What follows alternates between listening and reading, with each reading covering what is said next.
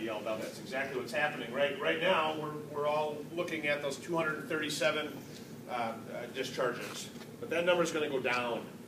It's going to get even more competitive in the nursing home business to get that business. And who's going to win? Again, it's who's keeping those readmission rates down. We'll talk about it later, but hospitals are now being penalized for readmissions. If someone gets discharged to St. John's and St. John's sends them back to the hospital within 30 days, that's not good. And hospitals are watching that because their revenue is impacted by those readmission rates. And I imagine you all are you're all tracking these readmission rates. But what does that mean? These people, the hospitals are going to be discharging people who are more frail and who need more help and are sicker, comorbidities, and we've got to be sure that we're not going to send them back. 25 years ago, what did we do on a Saturday night when someone had a temperature? The DON would, call the medical director. The medical director says, send them to the emergency room. I mean, those things don't happen anymore. And that's just a simple example, but it's the hospitals are going to be dependent on, and they're going to be looking for providers to partner with that they feel comfortable discharging a person to that facility. And so again, what Colin is saying here, that with what's happening with post-acute care, what's happening in acute care. I mean, we're seeing everywhere urgency care centers. I mean, they're not really building new hospitals anymore. What you are building are these urgent care centers, or same-day surgery centers. But people are going in and they're going back home, or they're going to a continuing care community, or somewhere where they can be cared for. All right, Colin, I'm on slide 21. Okay. We're going to talk about clinical length of stay opportunities. What we did is for those 5 hospitals, we looked at their discharge information to try to determine what types of patients they are discharging to nursing homes.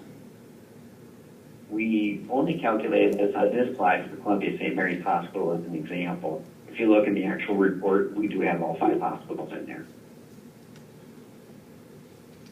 If we go to slide 22, I'm going to explain what each of these columns mean.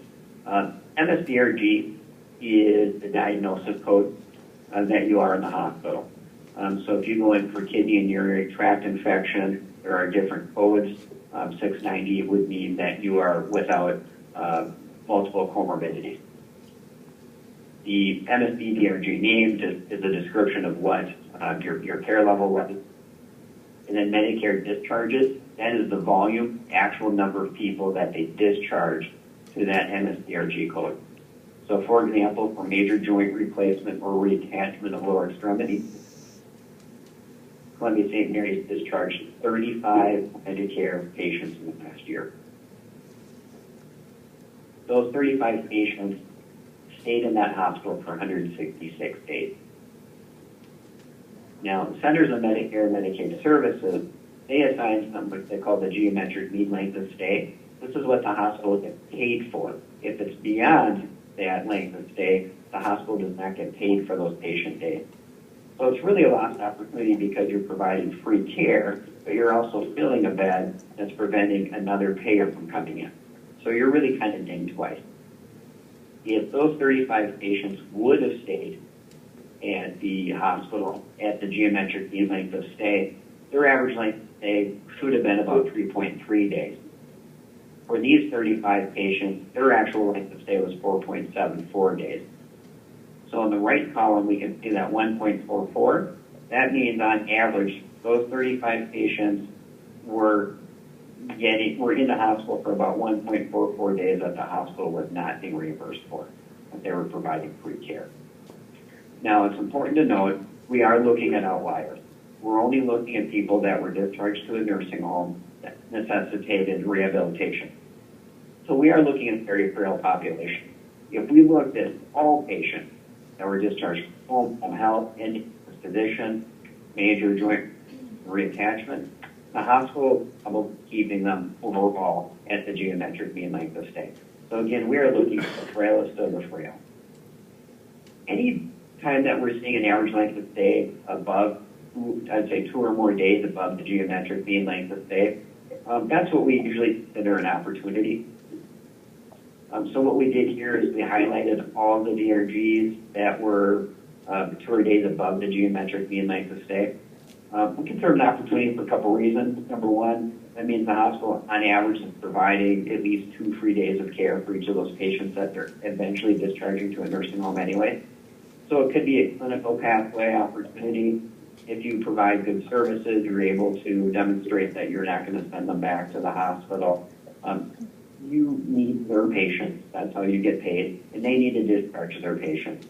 So it's an opportunity for them to discharge sooner for people that they're discharging to a nursing home anyway. And it's an opportunity for you to become provider of that network so that you assure that you're going to get that volume of Medicare patients. Now, if we look at these DRGs, I would say this is a very similar DRG distribution as we're going to see in the typical nursing home. Major joints are going to be at the top of pretty much every hospital. UTI, which is kidney or urinary tract infection, hip and femur procedures, septicemia, heart failure, simple pneumonia. These are very top. No matter what hospital we look at, these are going to be the most likely patients that they're discharging to nursing homes. What we did here is we identified their top 20 DRGs. There are over 600 DRG categories, but these top 20 DRGs accounted for about 43% of all discharges to the nursing home, meaning that there's probably about 300 other diagnoses where they only discharge 1, maybe 2 people. So they're not significant volumes. Looking at here, heart failure and shock, renal failure, simple pneumonia. These are categories that hospitals are paying more attention to because they're getting penalized if those people are readmitted to a hospital.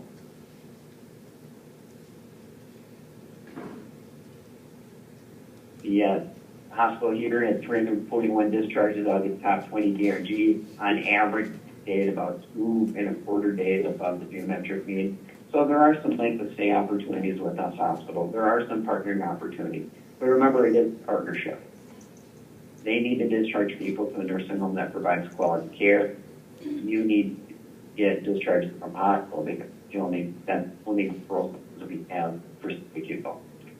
Are there any questions? I know this is a lot of information, but what we're trying to do is really get to the point of hospitals and post-acute providers are going to be convening, and you've probably been invited to meetings with various providers coming to the hospital and looking at what types of things are we going to do as providers to help them in these areas, whether that's care transitions, care pathways, really looking at what providers are we going to be able to work with, because the hospitals are going to want to know, do you have the clinical ability to take care of some of these people? Because the doctors, and again, everyone's got to get on board with this, but the admissions will come when the hospital feels comfortable that you can take care of that person, and that's the bottom line.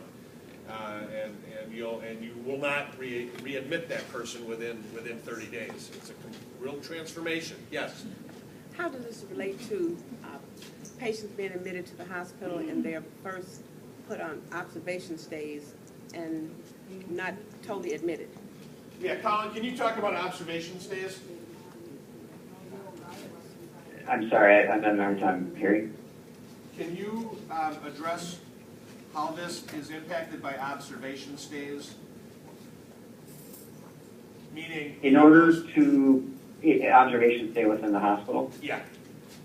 Yeah, in order to qualify for a subacute stay, they do have to be an inpatient.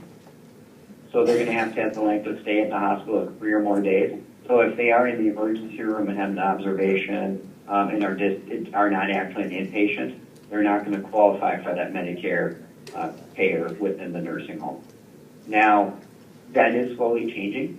That is a Medicare criteria, but Medicare Advantage can waive that. If Medicare Advantage, which is a little bit more aggressive, they do not require that 3-day length of stay. If you're commercial insurance, payer, for example, you also do not have that 3-day length of stay criteria. The only exception really for Medicare fee-for-service at this point is if you're an accountable care organization. So there are hospitals that are ACOs that can waive that 3-day length of stay. But if they are just observed in the emergency room and are not actually admitted to the hospital with that 3-day length of stay, they're not going to qualify for their rehab within the nursing home.